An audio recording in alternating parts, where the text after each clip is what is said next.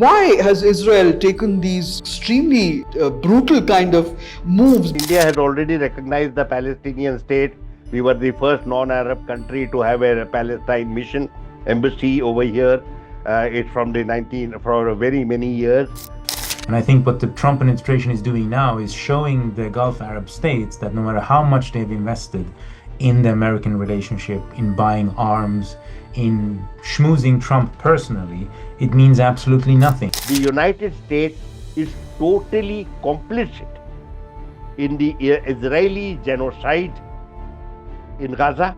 There has been no dent in the British or German relationship with Israel. Israel's Doha domino effect sets up an Islamic NATO. After Israel's shocking ballistic missile strike on a Hamas safe house in Qatar's capital Doha on September 9th, an outraged Doha has hosted a conclave of over 30 Islamic leaders soon after the attack. Equally significantly, it's pushed a major US ally, Saudi Arabia, into nuclear Pakistan's arms. Crown Prince Salman bin Mohammed and Prime Minister Shahbaz Sharif have signed a sweeping strategic mutual defense agreement with each other that states that any attack on one of them is an attack on both. With Pakistan's Army Chief Field Marshal Asim Munir in attendance, what are we looking at? Is this an Islamic NATO minus the United States? Is Israel isolated? Is the US no longer seen as a security guarantor to its Gulf allies? Israel's Gaza gambit and its Doha attack has shown up the United States and its security architecture in the Middle East as being unable to protect its allies from an Israel bent on settling scores. The bigger danger for Israel is that Iran is no longer the only nuclear threat. The new nuclear threat is from Pakistan, which has 170 nuclear warheads and ballistic missiles capable of hitting Israel. For India, which has spent years wooing the Gulf states, but also cozying up to Jerusalem for arms and intel, it must examine whether the Gulf Arabs will tilt towards Pakistan in case of a future conflict. China must be salivating at the prospect of strengthening linkages with the Saudis through its protege Pakistan and pushing a muddled, absent US out of the strategic security architecture. Does Washington realize it is no longer seen as a primary security guarantor?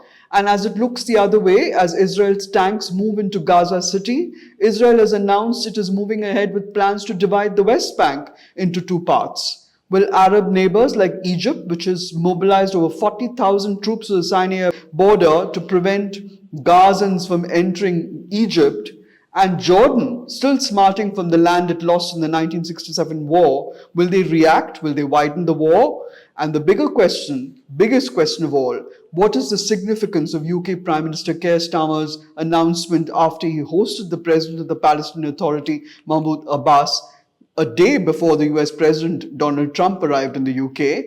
Will he make good on his promise to recognize a Palestinian state at the annual gathering of nations at the United Nations General Assembly, which gets underway this week?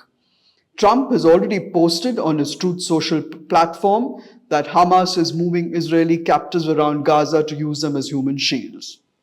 Hello everyone, I'm Neena Gopal. Welcome to Global Express, where we dissect events that have an impact on our immediate neighborhood.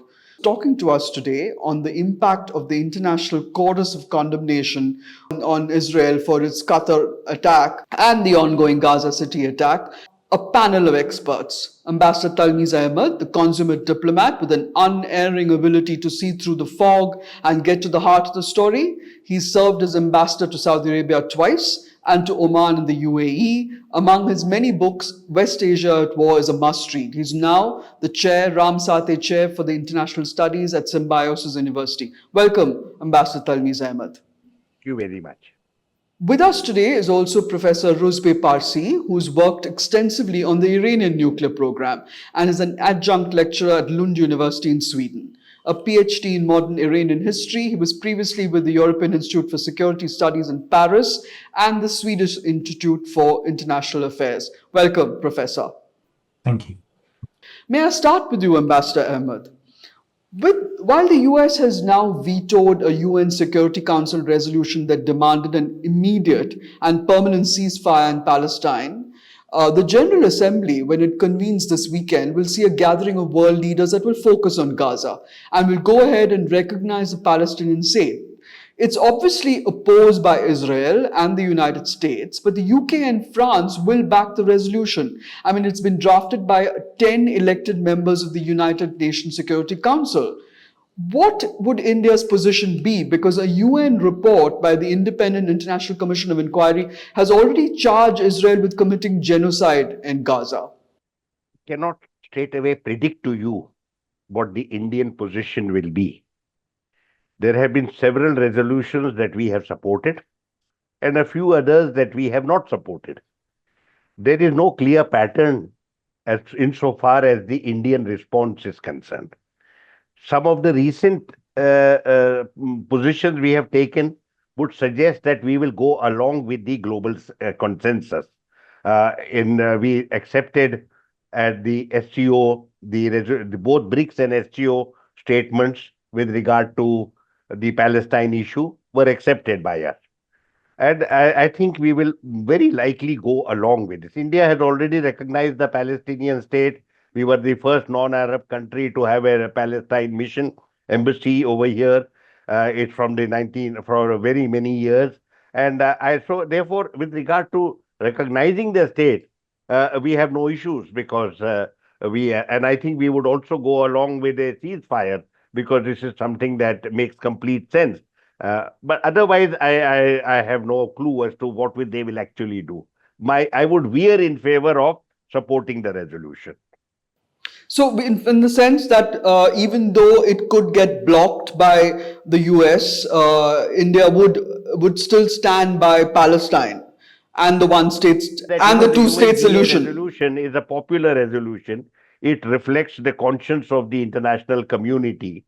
The Security Council resolution, as you know, shows the power of the international community, and it lies with the permanent members, any one of whom can veto a resolution that is not liked by Israel. Of course, the United States has played a central role in this regard. And I think if you look at the record of the United Nations Security Council, you will see numerous resolutions that were accepted by the bulk of the rest of the members of the council, but they were vetoed by the Americans. Some of the American vetoes recently, which have been done during the Trump administration, indicate near total support for Israel. In fact, shouldn't even use the word near, total support for Israel. I don't think there is any serious application of the mind. I have not seen any gravitas emerging from the Trump administration. It is a total blind support. And therefore, I would argue to you I would argue to you very strongly, the United States is totally complicit in the Israeli genocide in Gaza. It is complicit in the starvation deaths that are taking place in that area. It is complicit in the 1,000 people killed in the West Bank, and it is complicit in the Israeli assault upon Doha, which has destroyed the regional security architecture. That's very well put. Professor Parsi, if you could just come in on this, do you believe that, Washington is being seen as an absent, muddled, and not proactive in the Middle East at all? In the sense it hasn't stepped in to even alert, to protect Qatar from the Israeli strike, and did nothing at all, for the Palestinian people also. Do you believe that this narrative that is now emerging is of the hands-off approach by Washington where Israel is concerned, is going to be a game changer in the Middle East, since given the fact that the Saudis and the Pakistanis are getting together, and there is talk now of a wider sort of a nuclear sort of partnership between all the Muslim states, which giving a nuclear umbrella, so to speak, via Pakistan? Well, I think, the first point is that the Trump administration is basically creating a game changer everywhere in the world by being so unreliable and so unpredictable. The difference between the Middle East and other places is perhaps that here it's not just an issue of tariffs or workers being put in shackles and sent home to South Korea. It's about war. and peace, or rather the lack of the latter. And I think what the Trump administration is doing now is showing the Gulf Arab states that no matter how much they've invested in the American relationship, in buying arms, in schmoozing Trump personally, it means absolutely nothing when it comes down to it, because then when the Israelis want to do something, they can do that with impunity. And so the Gulf Arab states now are in a situation where they have a kind of a political military relationship with the US that does not seem to deliver, and in fact, literally does not deliver. And the question is, can they then create counterweights to that relationship? Because they can't get out of it, but it's not enough in and of itself, so they need something else. So, in that, you can say that there is a certain parallel to how the European Union is trying to get its head around what Trump and the United States is going to mean for them. So, the Europeans have a political relationship to the US, but their military relationship is through NATO. And NATO's future and reliability is very much going to be dependent on what Trump wants or doesn't want. And that is very unpredictable. So the Europeans are also trying now to figure out something that can go parallel with NATO or shore up NATO, even if it's not with the US. And I think the Gulf Arab states are in a somewhat similar predicament in that they need other kinds of military relationships as well in order to be able to finally and fully defend themselves in case they end up in the cross sides of Israel again. Why has Keir Starmer, the UK Prime Minister, taken up the Palestinian flag in such a blatant manner? He's promised a Palestinian to endorse a Palestinian state, and all the other countries in Europe, including France and Sweden and so many others, have joined in that chorus and said that they will back it fully. I mean, I know Ambassador Ahmed says that it's just noise, but it is actually going to make a very significant sort of critique of Netanyahu's government, and the fact that the day before Trump arrived, that Mahmoud Abbas and the head of the Palestinian Authority, who wasn't even given a visa to enter the US, was given the royal treatment as well. All of these raise questions about where Keith Starmer is heading and why is he doing it. No, Keir I mean, Starmer, I would definitely agree with the ambassador that this is primarily fiction. To put in very blunt terms, you have to follow the money. So as long as the Brits and others are going to supply Israel with arms, and you also remember, I mean, he did receive the Israeli president. He did. So in that sense, in every tangible way, as far as I can see, there has been no dent in the British or German relationship with Israel. And recognizing Palestine is the kind of symbolic act that one would do in order to be able to, in a press release, cover yourself in the fig leaf that you're trying to help the situation. Of course, the Palestinians will welcome that recognition because, on a symbolic level, it is important. But it will not make a difference in and of itself to how Israel is given support, both material and political support by European states as it conducts its genocide in Gaza. So my question to you, Ambassador, is about how India is going to deal with the challenge of Pakistan getting ever closer to a very major Gulf power like the Saudis with this mutual defense pact. What does it actually mean for India? Because when Pakistan steps up its rhetoric on Kashmir, it will protect its terror network, it will embarrass India over and over about various issues, including this new one about water release into Pakistan. I mean, Pakistan no longer has to worry about getting funding to beef up its weapons. It'll get a steady supply of oil. I know it's an old relationship that Pakistan has had a military presence in Saudi Arabia for a very long time. But is Delhi now caught in a bind? Because, Saudi Arabia is India's third largest oil supplier, but Israel is India's second biggest military supplier. So it can't jeopardize either relationship. What should India do? Firstly,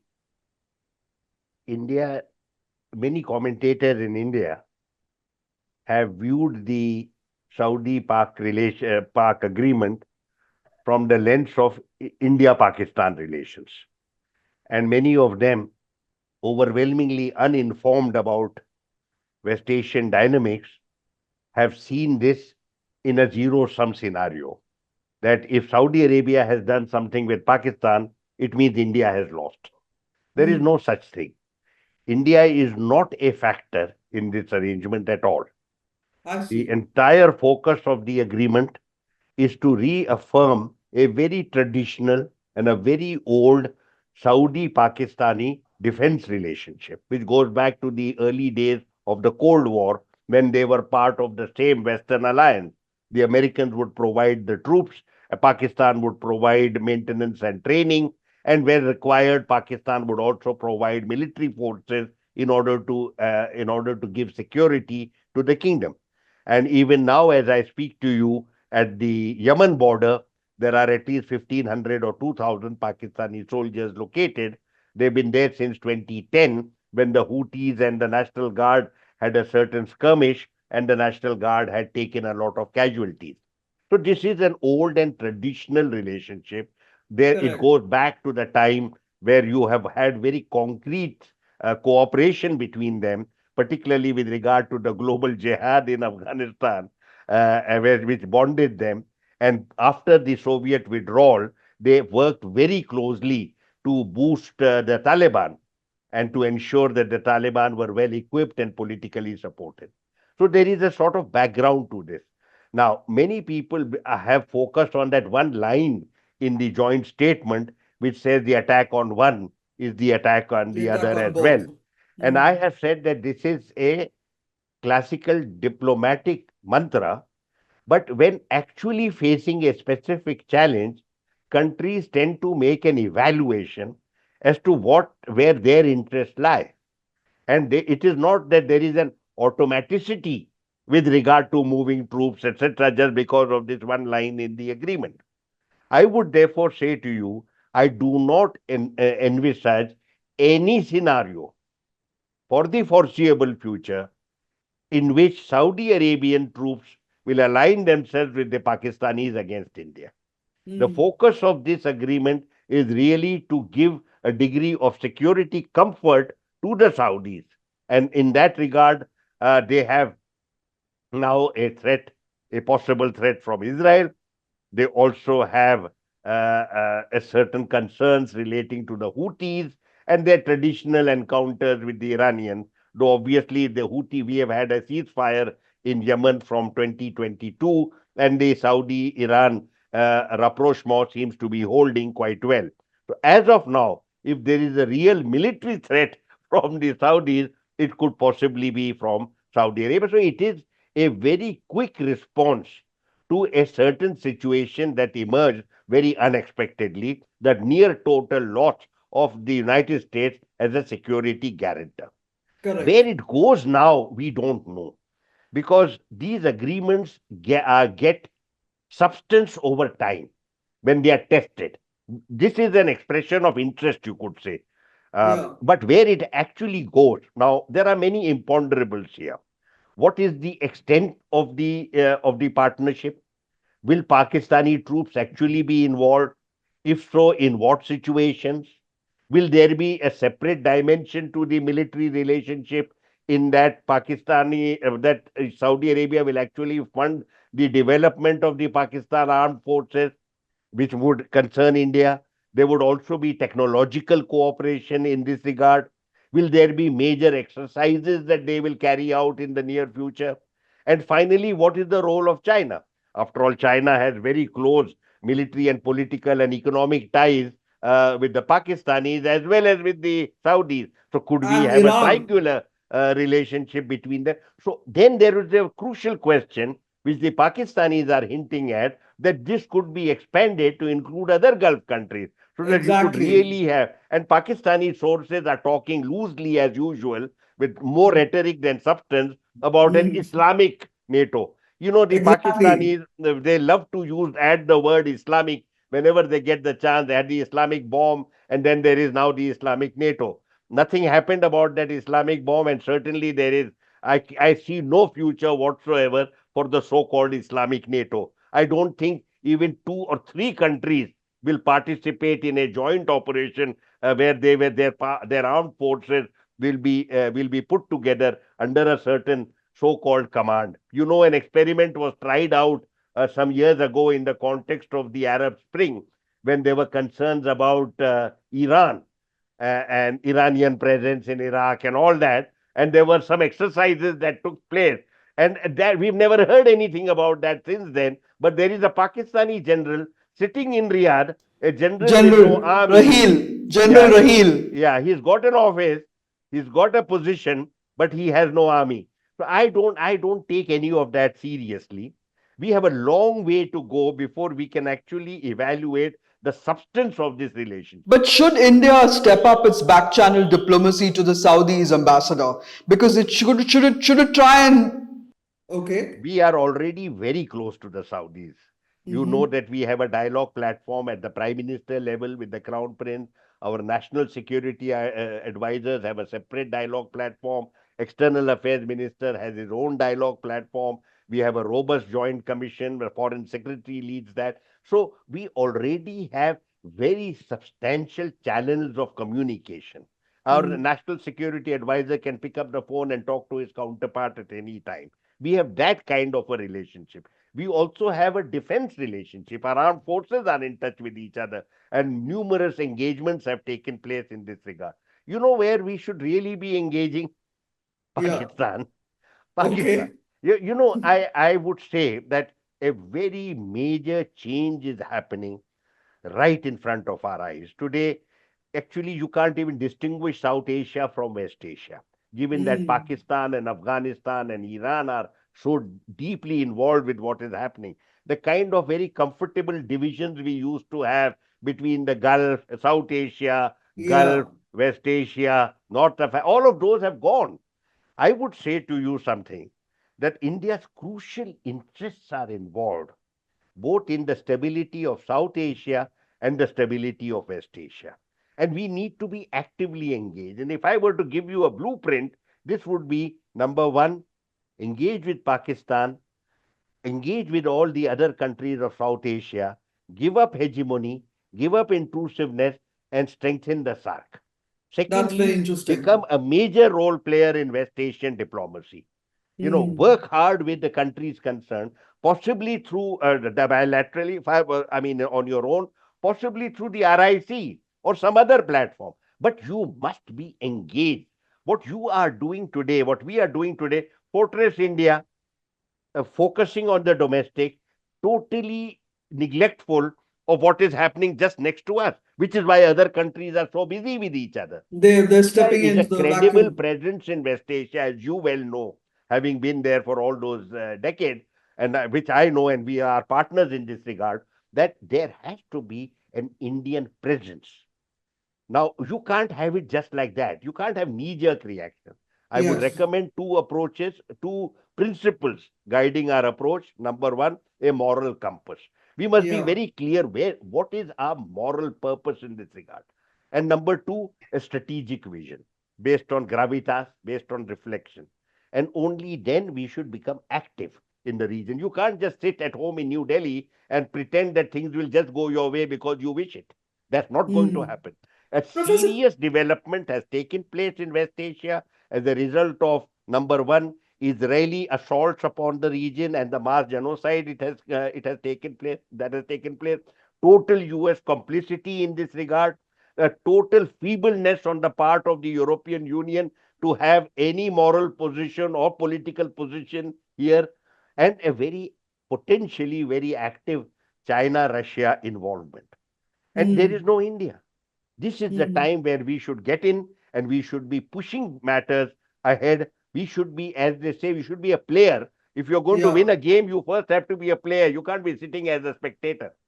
That's true. That's true. Because India does continue to have very close ties with Russia. It's an observer now at the Belarus-Russia military exercises, Professor Parsi, this week. It sent 65 armed personnel to participate in that nuclear, military exercises. So that's also something that doesn't sit well, I think, with Europe, and also India's relationship with Israel, which the military to military cooperation, the intelligence sharing. There will be a diplomatic fallout, don't you think? I mean, if we we've backed a two-state solution, but Netanyahu seems bent on this no-state solution. So, what do you see happening in the next couple of weeks vis-a-vis Gaza and vis-a-vis Europe?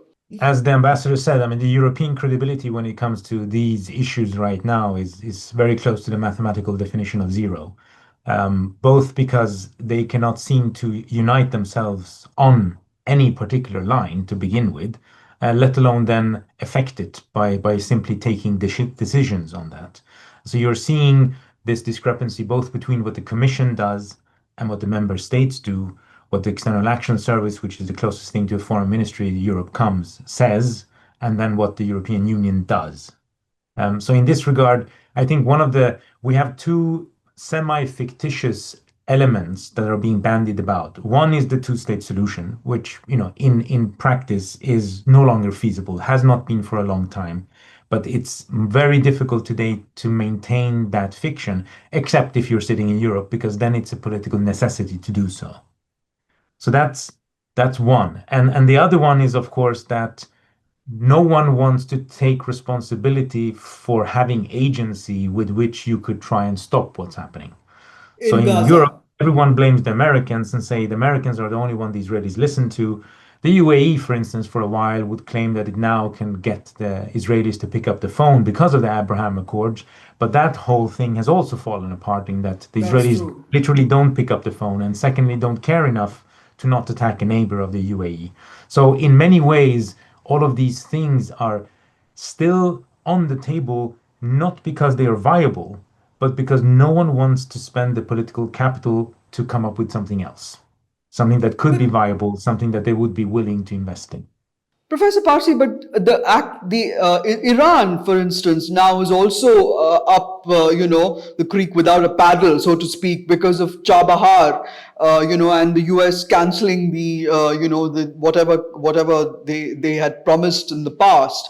So where does that leave Iran? And also, I mean, the Saudis are going to rely on Pakistan for this nuclear umbrella, because the Saudis have clearly said that if Iran weaponizes its nuclear weapons, it will acquire nuclear weapons. I mean, this is a second a way of acquiring nuclear weapons without actually, getting into it. I mean, they did fund the nuclear program.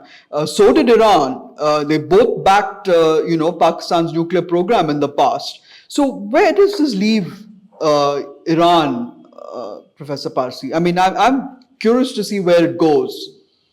Well, Iran is at the strategic impasse, you could say, both domestically and in its foreign policy. I mean, its perimeter defense doctrine, if you want to call it that, which in a way is copied from the Israeli strategic depth doctrine of the 60s and 70s, has fallen apart to a large degree.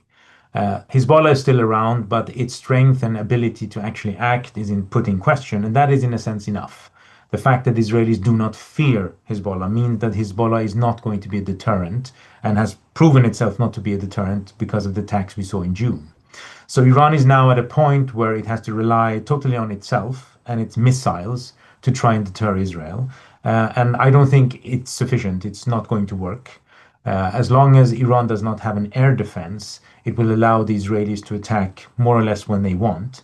And so it will become a kind of a competition. The Israelis will try and strike out everything Iran has quickly, and Iran wants to slow things down in order to be able to launch its missiles and keep a kind of a war of attrition against Israel.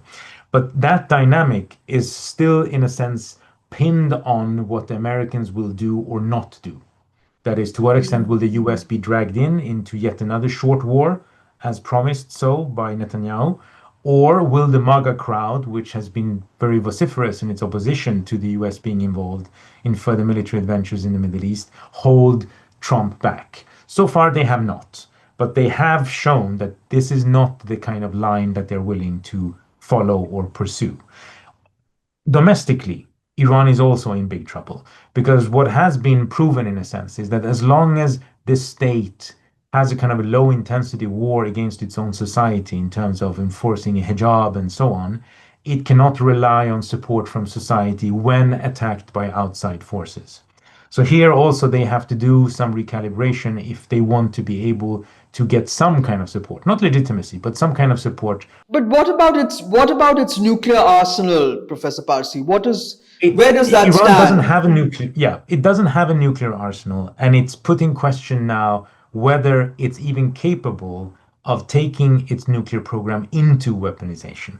And I so, in a see. sense, Iran is in the worst of two worlds because it does not have a nuclear bomb with which to deter Israel. But everyone understands that for deterrence reasons, it would very much want one right now. But because it doesn't have it, it can be attacked at any time.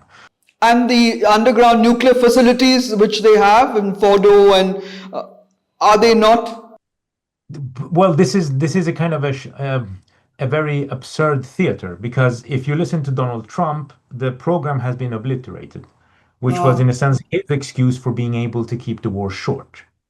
Now that puts him in a bind because now when the Iranians actually want to negotiate with him, officially he has already destroyed everything. So what is there to negotiate about? So the Americans don't actually have a negotiating line except that Iran should give up whatever is left. But no one really knows how much is left, especially in Fordo because of the destruction. It's very difficult to ascertain what survived kilometers down below ground. The Iranians do want to negotiate with the Americans, but it's very difficult to negotiate with someone who hasn't made up their mind about what there is to negotiate about. Ambassador, about the other major powers in the Middle East like Egypt and Jordan, there is a great disquiet in Egypt about the fact that the people of Gaza could be pushed into the Sinai Peninsula, which is why they have apparently mobilized some 40,000 troops on the border to see that doesn't happen. And Jordan is also under pressure because Palestinians could be pushed into, from the West Bank, which Israel is now planning to cut in two. What happens to the people who live in that portion of the West Bank that Israel could gobble up? So, why has Israel taken these, extremely, sort of brutal kind of moves? Because I mean they had the world's sympathy in after October 7th. I mean the world backed them completely after that Hamas massacre in the kibbutzim. And would that can anyone persuade or bring this government to understand, Netanyahu's government to understand that the perils that the Palestinians face could come back to bite them? I'm going to say some things which are on the face of it unpalatable, All right. but I have reflected on them. Mm-hmm. Number one, Israel has no interest whatsoever with regard to anyone supporting them. The only country whose support they need is the United States. And you have seen over the last 40 years, certainly since George Bush Sr., so you could say last nearly 40 years, 35, Yes. 40, that there is no power in the United States which has the capacity to restrict Israel. It has always been Israel that has determined American foreign policy rather than US determining Israel's foreign policy. So that is a very clear position. Now, coming to Israel and what is its agenda? There is no agenda. Mass murder has become an end in itself. Prolonging war has become an end in itself. Netanyahu has given no indication that he would look at any ceasefire proposal or a peace proposal seriously. He is not looking at that. There are many people who say, Israeli sources say, that he is concerned about investigations about his conduct, or that he is likely to get investigated because of what happened on 7th October. We don't know. That is domestic Israeli politics, and I am no authority on that. But I want to say something about what Mr. Parsi suggested, and I want to pick up on that. Just look at the demography. In this little space, which is from the River Jordan, that is the West Bank, Israel, and Gaza. Look at the population. 3.6 million in the West Bank, Gaza 2.3 million, and you have 200,000 or so in East Jerusalem. If you count the Jewish population and you count the non-Jewish population, they are almost equal. about 6 million on both sides, which is ironically the figure that Hitler exterminated. The number of Jews that Hitler exterminated was 6 million. In 6 years, he exterminated 6 million Jews, My two gosh. thirds of the population in Europe. Now, of the Jewish population. What happened? Within 3 years, you have the state of Israel proclaimed. And from that day till today, objectively, the Jews would be regarded as one of the most empowered people globally. Beleaguered, certainly, but certainly empowered. They have plugged into the right quarters in different countries, in Europe, in United States, and in anywhere else where it matters to them. And they are in charge, right? So, what does it tell you? The sheer futility of genocide to achieve any political objective or end, right? Look at the Ottomans. They committed genocide of the Armenians. Today, Armenians have a state. They have a very robust diaspora in the United States, and the Ottoman Empire doesn't exist. Yeah. So, I would say to you, now, how are you going to transport these people? What has Netanyahu achieved? In 2 years, he has killed 65,000 people, which is a very insignificant percentage of the total number of people who live there. That means genocide is not going to give him any success. Now, how did the Nazis achieve their agenda? They would take these Jews down, put them in trucks, take them to the railway station, take them to the gas chamber, and gas them. That's how 6 million were exterminated in 6 years. Brutal. Netanyahu possibly doesn't have this option, so he's using the military option of mass extermination. But even then, 65,000. So there is, according to me, neither Jordan nor Egypt is going to take anyone pushed out. It's not going to happen. Mm. If it could have Mm. happened, it would have happened after 1948. But Yeah. either country wants to take large numbers of refugees coming into their That's right. territory. There is a That's right. strong position. This is a principled position that you cannot depopulate an occupied people. You cannot depopulate a people. Mass transfer of people is prohibited. So, what are you left with? You are left with ultimately on this piece of territory, two people almost of the same number have to live together.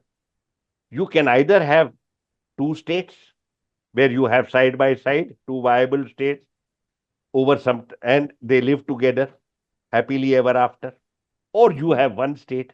What I am saying is never say never in foreign affairs. Stranger things have happened. Who knew in 1914 that the war would go on for 5 years and that four empires would be obliterated? Who Mm. knew in 1988 that within 1 year the Berlin Wall would fall? Who knew in 2011 that there would be Arab Spring uprisings all across the Arab world and four governments would fall? Yes. The world is full of extraordinary developments which none of us could have predicted. What is happening for you and me is that we are participants in current developments. That's true. We That's true. You're cannot right. have, for us, history moves very, very slowly. We are living history. So it's We moving are. very slowly. Later on, maybe 10 years later, 20 years later, somebody looking back to this period will put one sentence, and after the horrible Gaza war and all the carnage that happened, finally Israel accepted the two-state solution. You could have that. Well, You have had as they say in similar Hindi, आपके sentences मुंह में घी in शक्कर. historical. If you look at a history book, events that if you had lived through them, you would never have imagined that they would end in a certain way. But if you look back to certain events in the past, you are able to see that they are given two lines. So I would say So, to you to conclude that I would not rule out. Today, it's impossible to imagine. You have a Netanyahu who's extremely murderous, and you have a Trump who is totally incapable of applying his mind seriously to any issue. In this scenario, it looks absurd. It looks absolutely absurd to imagine that you could have any quote unquote solution to the current Yes. problem. But we've Yes. had such intractable problems all the time in world affairs. There is a certain time frame within which they remain intractable, and a certain time frame within which they become soluble, they can be solved. I'm just mentioning this to you as a kind of a very non-conventional approach, just to suggest. This has come to me very painfully and with great difficulty, because, but I counted the numbers. 65,000 dead in 2 years. Okay, how many more is the man going to kill? How many more? Today, nobody is stopping him. He's starving people to death. He's attacking people in West Asia, in the West Bank. But he's constantly moving the population here and there. How do you get rid of 6 million people? Professor Parsi, if I could come back to you, this Israeli attack on Doha, which is what has set off this huge, worrisome developments now across the Middle East.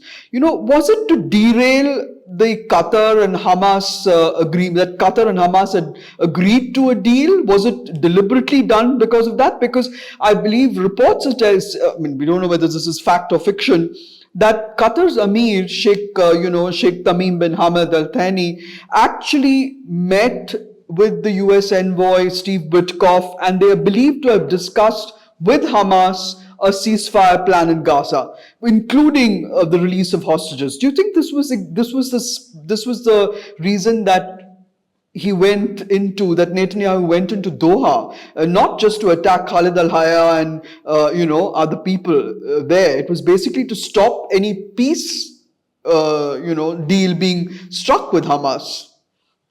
Yeah, I think if you look and if you talk to Qatari, people in Qatar who have insights into what's been going on in the last 2 years when it comes to negotiations, it's quite clear that the Netanyahu government as a political entity simply cannot accept a yes in negotiations. That is, they in various ways try and find ways to weasel themselves out of anything that they might have to sign on to. And that is, of course, because the government itself is not in agreement on what peace would be or whether it's desirable.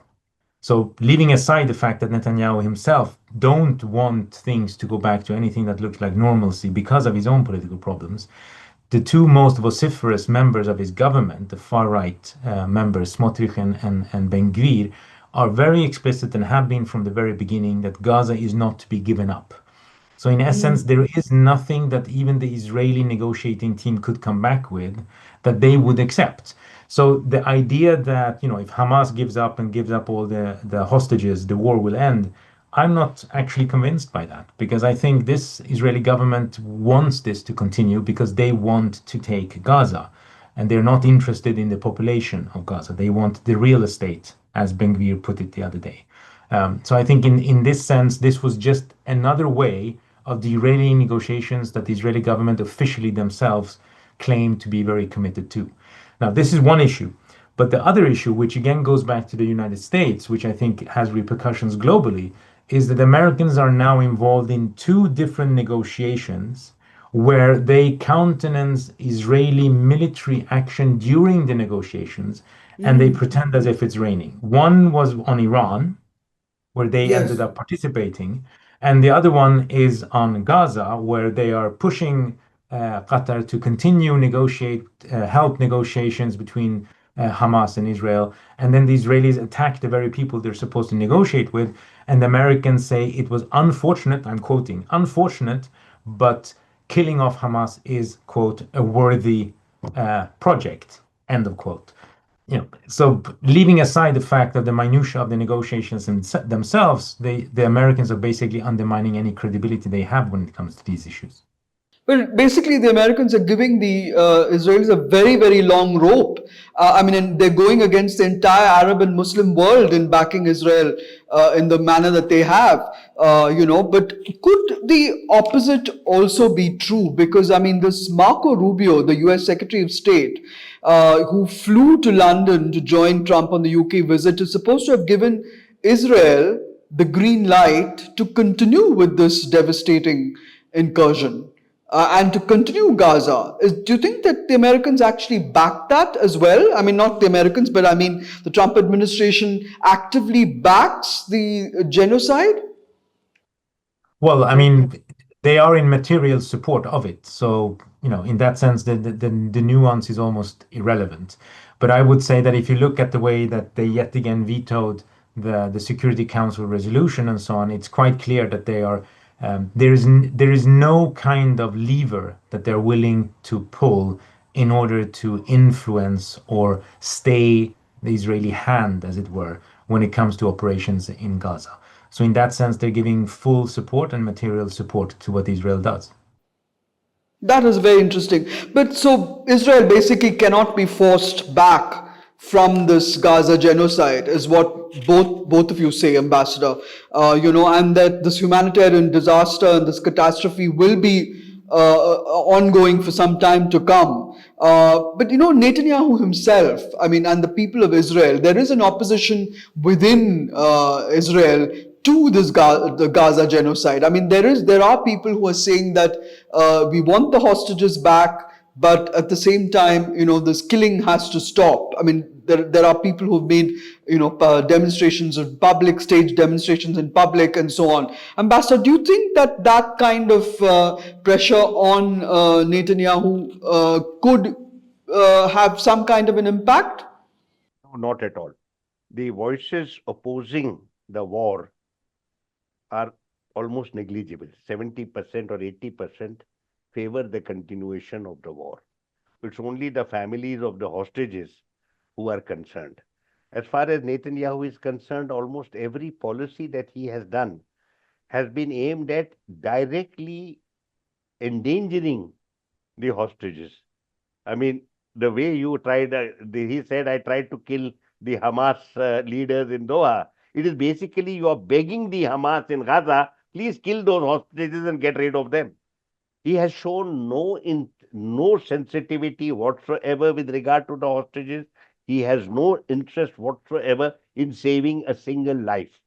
And I think that large sections of the Israeli population who are related to hostages, even when a few of them are killed in due course, the Israeli information machine will immediately blame Hamas for that, so that it doesn't touch Netanyahu whatsoever. He sees himself as Mr. Teflon man.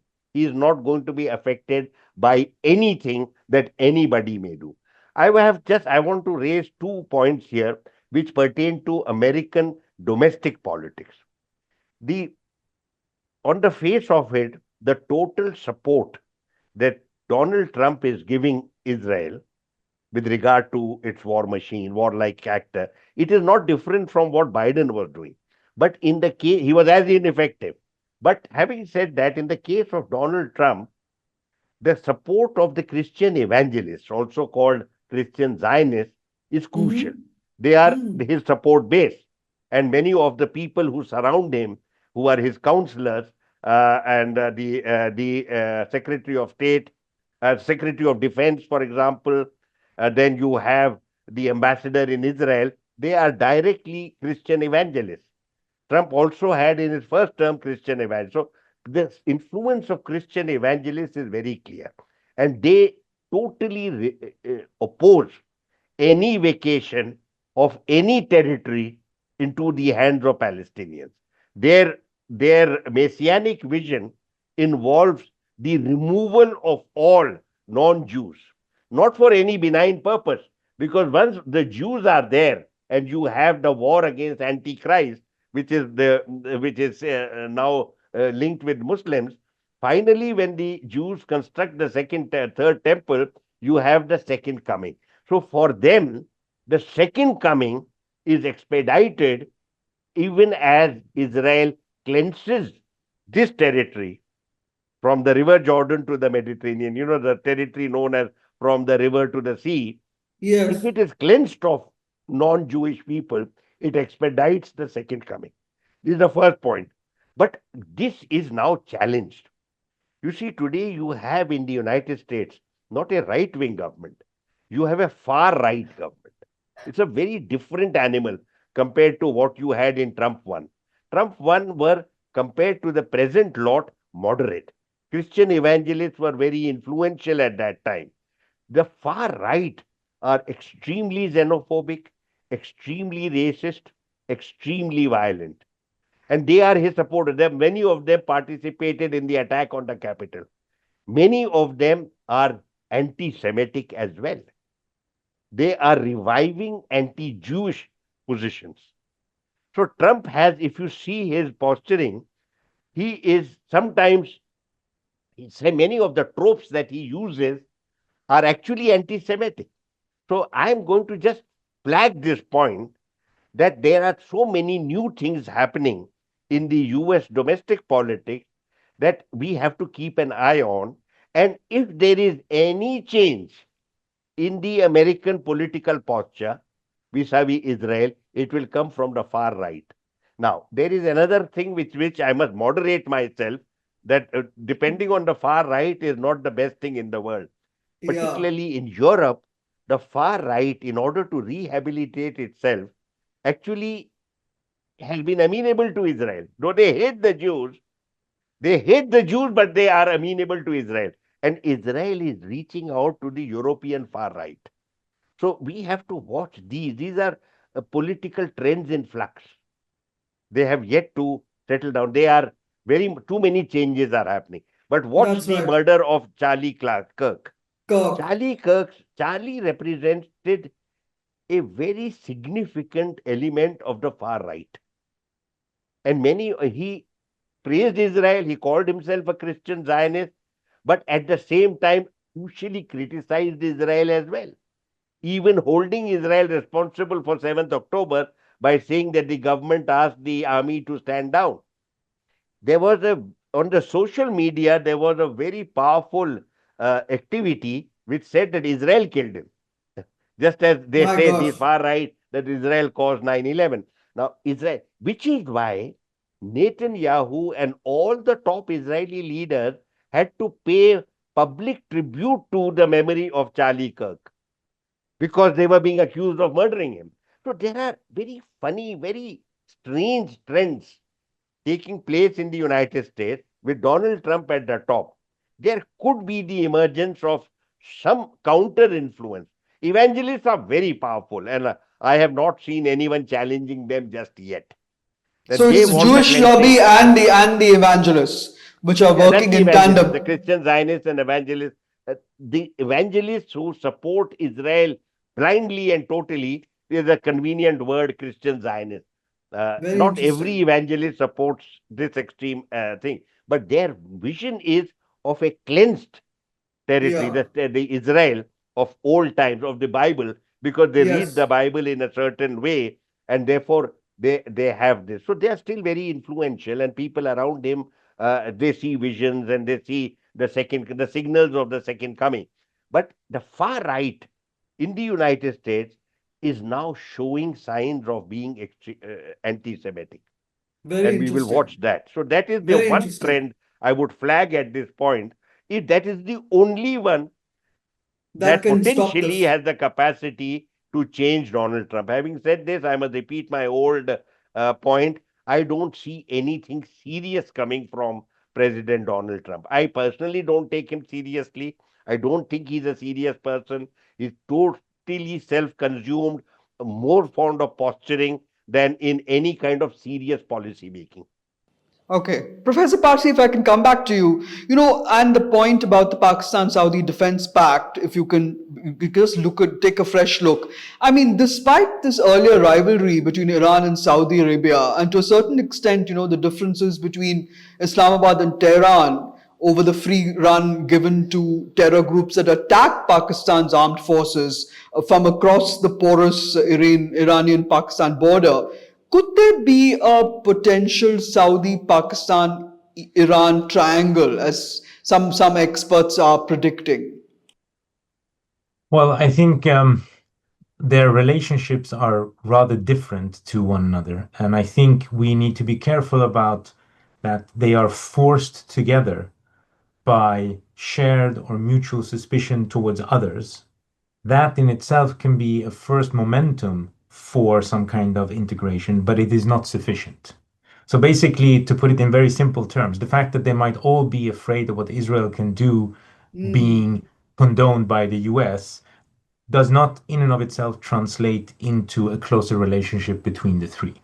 And I think, as the ambassador and yourself pointed out, I mean, this new alliance between Pakistan and Saudi Arabia didn't wasn't born a week ago or 3 days Yesterday. ago. This, has decades behind it in terms of relationship being built, and what attack on one is an attack on both actually means is something that we will only be aware of when it happens.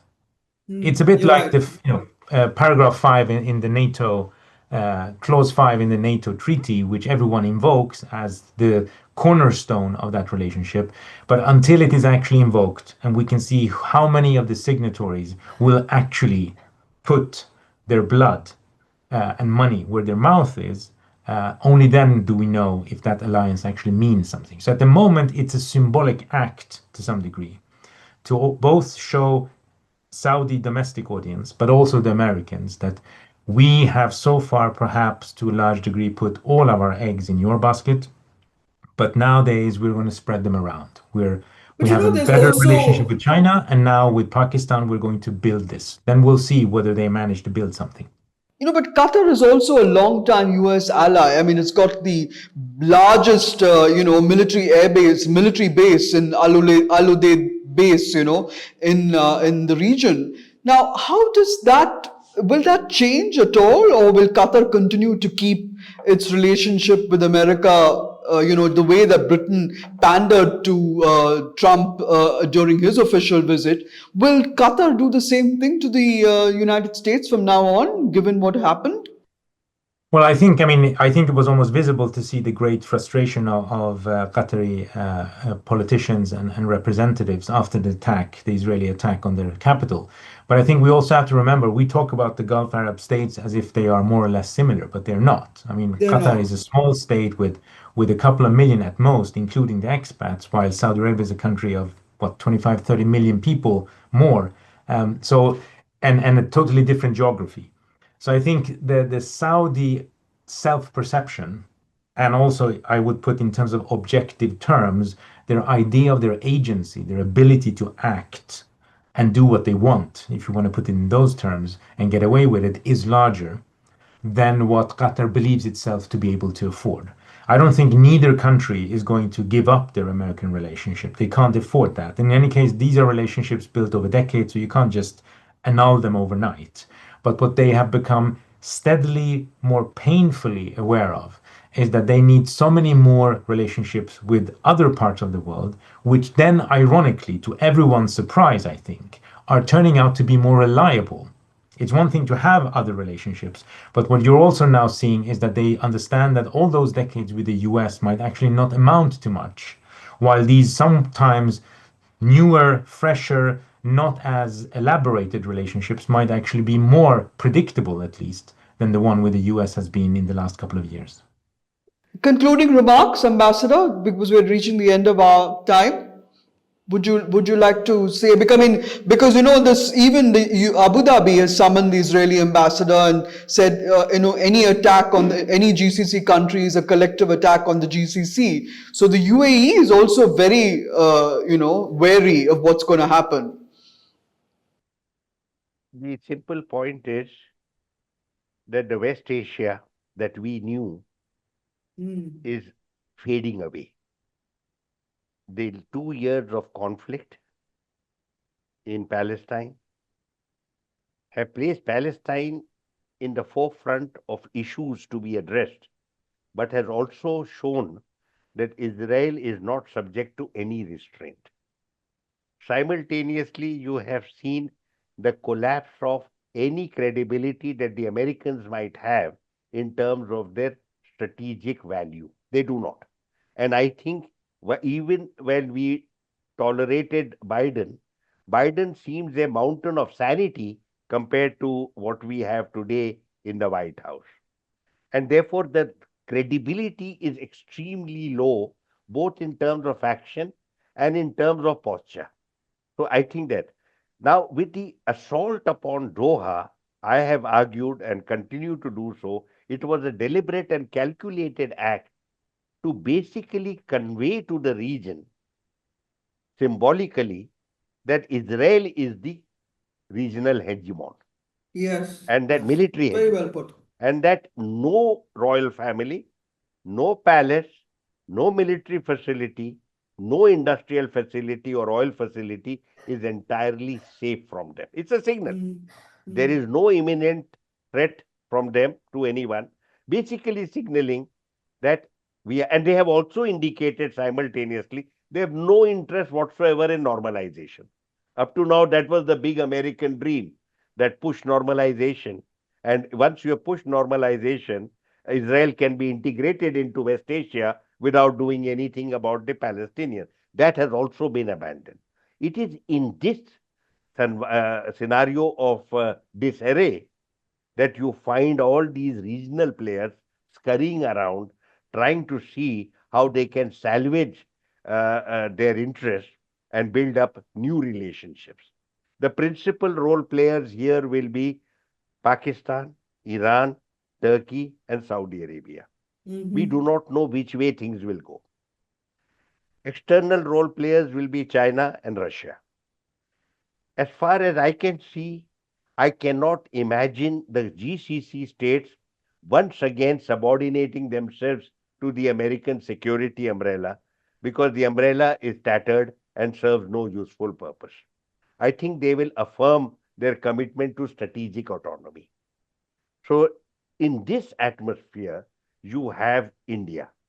I have Yes. argued to you earlier that India has decided to sit it out, not get involved. But I would also say now that India's crucial interests in its strategic space are being affected, and that the luxury of sitting it out is no longer there. I have also pointed out that geopolitically, South Asia is now an integral part of the West Asian Of the quadrant, West. and that you cannot separate it geopolitically. In terms of a security landscape, the security landscape, I will still push my point, stretches from Bangladesh to the Mediterranean. Very well put. And this Yeah. is where we have to be active.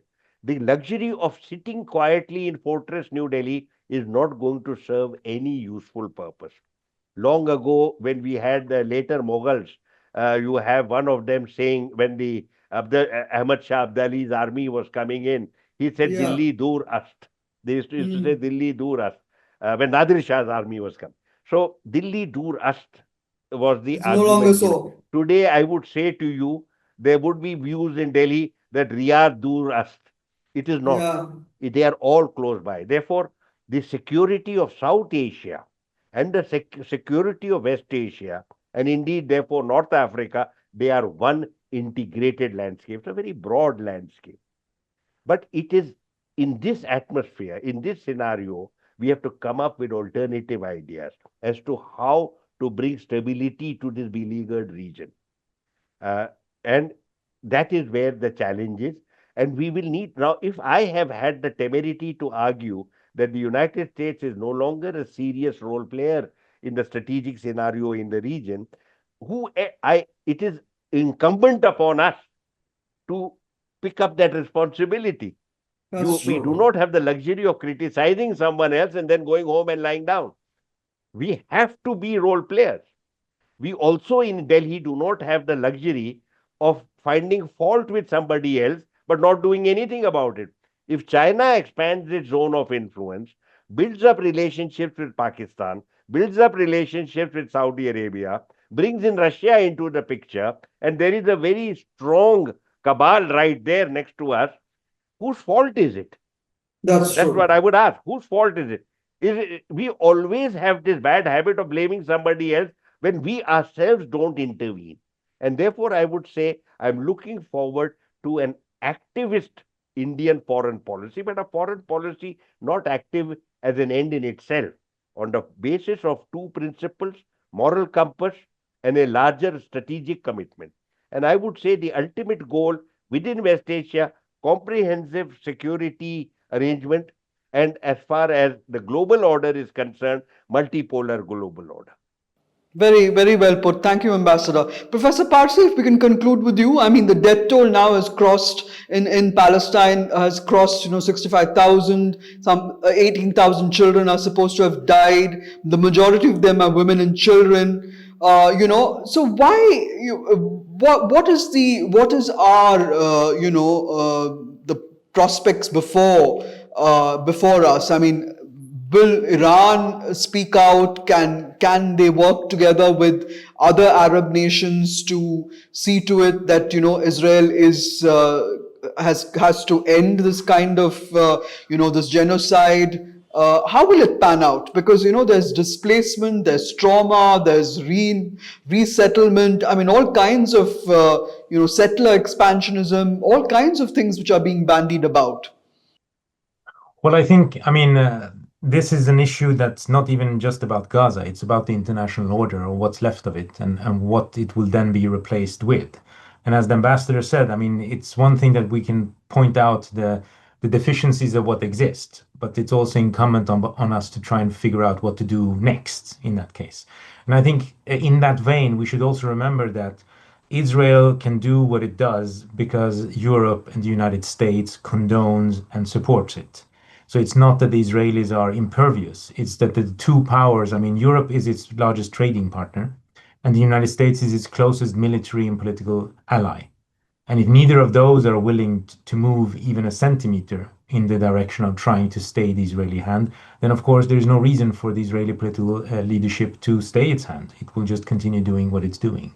Now the question then becomes, what is left when this is over? And what does it mean that it will be over? When will it end? And I think that's the problem right now, in that there is no Israeli plan, as far as we can see, besides utter destruction. But they will not, we hope, be able to actually kill 2.3 million people. And so then the question is, where are those people going to go? And wherever they go, what are the implications of that on principle for an order where all of this is actually illegal? What remains of the UN Security Council? What remains of international law? Etc., etc. So these are big questions. And of course, countries like Iran and Saudi Arabia aren't necessarily the ones with the greatest credibility when it comes to these things. But they're going to have to be there for whatever solution comes out of this, because it's in their neighborhood that this carnage is taking place. But all of them are basically saying one way or another, we might be able to help out, but first there must be a political framework in which the Palestinians are given autonomy and independence, and what happens in Gaza has to end. So the problem right now, in a sense, is that all their help is of no relevance as long as the carnage continues, and the ones who can stop the carnage aren't doing anything. That's very well put. Thank you very much, Professor Parsi. In conclusion, one can only say that Prime Minister Netanyahu seems dead set on risking global isolation and global condemnation with his Gaza offensive, plus this attack on Doha. The US seems to have seems to have no cards left to play. And the fact that UK could actually be in the forefront of recognizing the state of Palestine does, to me, give a little hope of some kind of state in the future, even if neither of you agree on that. But major countries heading to the UNGA this week will call out the genocide in Pakistan for what it is. I think the current offensive against Gaza City cannot go on forever. And whether the war will escalate, whether Egypt and Jordan will continue to keep their hands off the touchy Gazan issue is definitely something that is a worry. But for India, I think which has nearly 10 million Indians working in the Gulf countries, growing number in Israel itself, this is a real strategic squeeze that I don't think it saw coming. It's a nuclear tripwire in its immediate neighborhood. Thank you very much, Ambassador Talmiz Ahmed, for coming on the show. Thank you, Professor Rusbe Parsi. Thank you, viewers, for watching Global Express. Do click and share on the web. Thank you.